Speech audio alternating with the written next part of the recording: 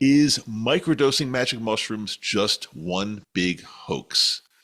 Well, we're going to talk about that today on Microdose U. There are definitely things people are saying, and I'm going to bring those up, and we're going to talk about all of these. And by the end of the show, we will absolutely have an opinion on whether this thing is real, microdosing magic mushrooms. Does it really do something? Does it help? Or is it potentially just one big hoax? So let's get right into them. I've got a bunch of notes I will be reading sometimes because I just want to make sure I don't want to miss anything. It's such an important topic that I'm going to make sure I don't leave anything else. So one thing people are saying is, okay, yeah, microdosing, it's just a big placebo effect. Well, is it or not? Placebo is real. There's something to a placebo effect that is real, and some actual real true pharmaceuticals work partially on placebo effect, but that doesn't mean that microdosing doesn't work. Studies suggest even small amounts of psilocybin absolutely enhance brain connectivity and neuroplasticity, leading to real changes in mood, cognition, and behavior. So if it were only a placebo effect, we wouldn't see consistent reports of benefits across thousands of users from all types of different backgrounds. So I'm going to go ahead and dispel that, although there might be a component of placebo, just long-term placebo wouldn't hold up. There's just no way it would. Number two, some people say there's no solid scientific evidence that proves microdosing really does work. What I would say is, and I've looked into all this, research is definitely ongoing. Early studies from institutions like Johns Hopkins and Imperial College in London have shown promising effects of psilocybin on depression, anxiety, PTSD, cognition, and a lot more. And just because large-scale clinical trials haven't reached final FDA approval, it doesn't mean that microdosing magic mushrooms doesn't work. Many now accepted treatments took years to gain like traditional or mainstream recognition. Think about that. So, I mean, look, you might say, well, I want to wait until all these studies are complete. Well, good luck on that because you'll probably be waiting. You could be waiting decades. And personally, I don't want to wait decades. Number three, if you're not taking a macrodose, if you're not taking enough magic mushrooms or psilocybin to go on a full psychedelic trip, it's not doing anything at all. Well, psilocybin interacts with serotonin receptors. Even at microdoses, it affects mood, focus, and emotional regulation. Many substances actually do work in small doses. Think of aspirin for pain or low dose lithium for mood stabilization. You don't need to trip for psilocybin to take an effect. So after having microdosed for 4 years now, I would disagree with what these people are saying. It's simply not true. Psilocybin has changed my life over 4 years of microdosing, and I will absolutely stick to that. Now, I'm not against taking large doses. I'm not against that, but that doesn't mean that microdosing does not work. Okay, here's a great one that I'm going to dispel really quickly. People are just looking for an excuse to take drugs. These people are just drug addicts disguised as somebody taking plant medicine. Well, if people want to get high, they would take larger doses. Microdosing it's about functionality. It's about changing the neural pathways of your brain. It's not about intoxication necessarily. Many people who microdose are professionals, parents, individuals seeking mental health support. And these people aren't interested in partying and getting wasted and getting stoned and going on psychedelic trips. They're interested in changing the way they feel every single day. And by the way, the same argument was once used with cannabis for medical use. I mean, cannabis has been proven to work for medical use, but many people have said in the past that it's only for stoners. It's simply not true. Okay, here's another thing that people are saying. It's magic mushrooms are dangerous, and we don't know the long-term effects. What I would say to them is psilocybin has a long history of safe use, Current research suggests it has an excellent safety profile with low toxicity. And actually, unlike pharmaceutical drugs, psilocybin it's not addictive and no withdrawal effects. And you can't overdose. I mean, could you go on a crazy, wild, long psychedelic trip if you took too much? Absolutely. But there's no danger in actually overdosing and and it killing you like a lot of other drugs. It's not in that category. I would argue that it's actually a very, very safe substance. I would say it's safer than alcohol. And why is alcohol so widely accepted by everybody? People look down on those of us that might be taking psychedelic drugs for our medical health, but in the same breath, they're sipping on their alcohol. I would argue that this is just not right. Next one. This is, I don't know, I shouldn't even, this is crazy, but since people do say this, it's illegal. You can get arrested. You can go to jail in most places. Well, that is true. But this is changing now. Cities like Denver, Oakland, states like Oregon, Colorado have already decriminalized or legalized psilocybin therapy. And many more states and jurisdictions are following suit on this. Unfortunately, as same with cannabis, the laws often lag behind science.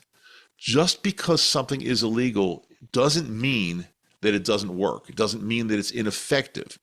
Cannabis was illegal for decades, despite its proven medical benefits. I mean, people were getting it on the, open black market because it made them feel better and it was improving their health in some instances, in many instances, I should say. So the fact that it's illegal does not take away from the fact that it absolutely is a plant medicine that needs to be taken very seriously.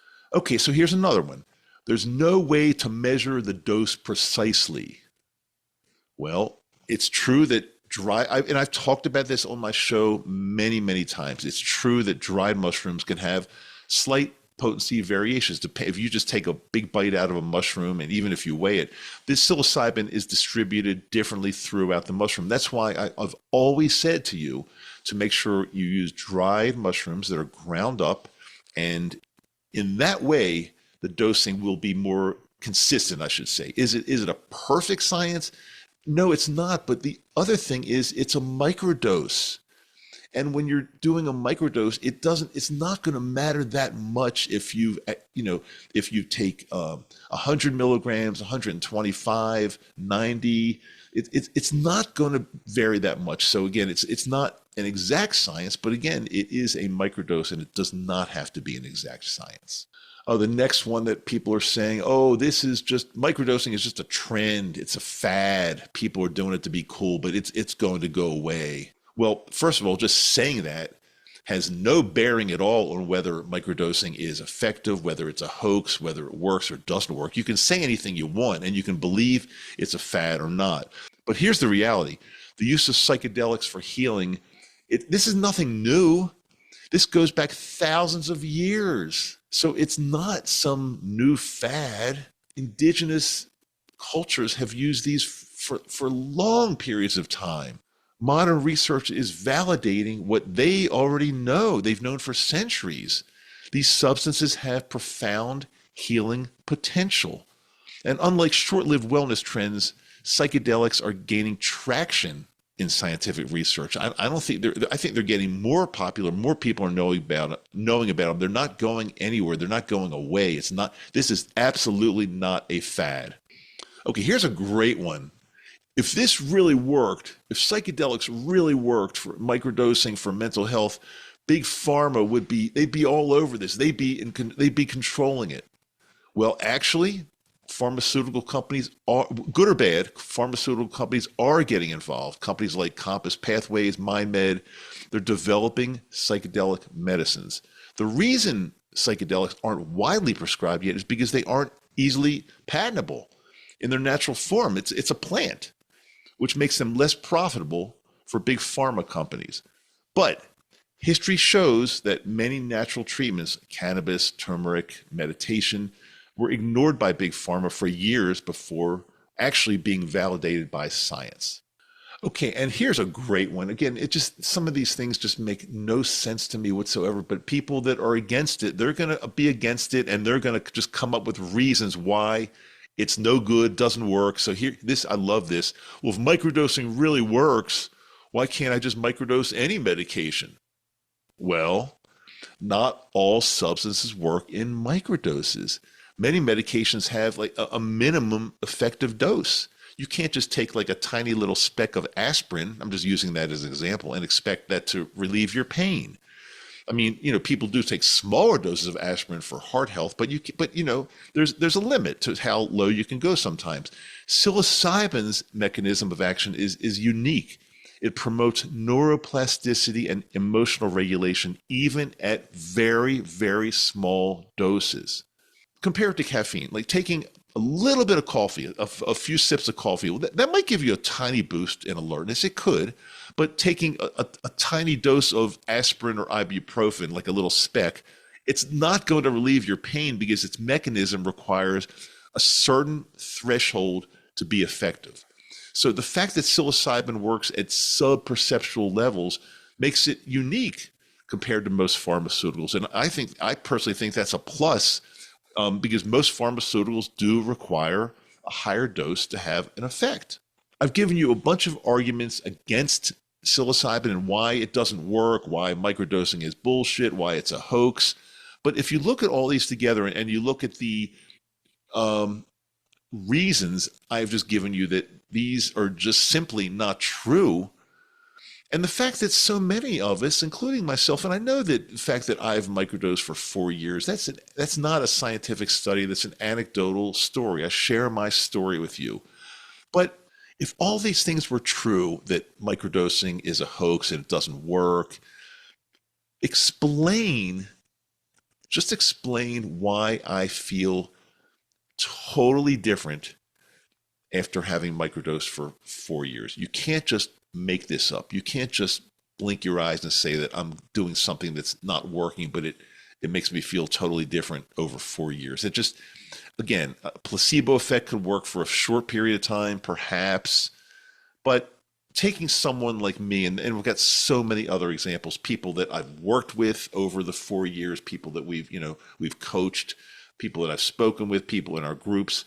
It would be too coincidental and too anecdotal for people to say this just doesn't work. This doesn't make sense. It's not like that. It absolutely does work. And there are studies that do show that microdosing magic mushrooms or really any psychedelics, but this is mainly about magic mushrooms. Lately, I have been talking about microdosing LSD a little bit more, and I will continue that as well. But so my conclusion is it is absolutely not a hoax. If somebody is telling you that, do not listen. They just need to be educated. To be kind, they need to be educated a little bit more. If you like what you're hearing or seeing here, I really encourage you to share, like, subscribe, comment if you're here on YouTube. The comments really help. I try my best to respond to every comment I can. There's show notes in every episode, as well as my website, microdoseu.com. That's microdose with the letter U on the end of it. Brand new episode every Wednesday. And we're having a lot of fun over on Patreon, talking about some of the things that I just don't really talk about that much in the podcast itself for various reasons. And I did that episode a short time ago on microdosing LSD. And if you're curious, if you want to check it out, it's right here pointing to it on YouTube. And if you're not on YouTube, if you're on Spotify or Apple, check it in the show notes. I'll give a link to it. Till next time, I'm Dr. Dave. I do love you.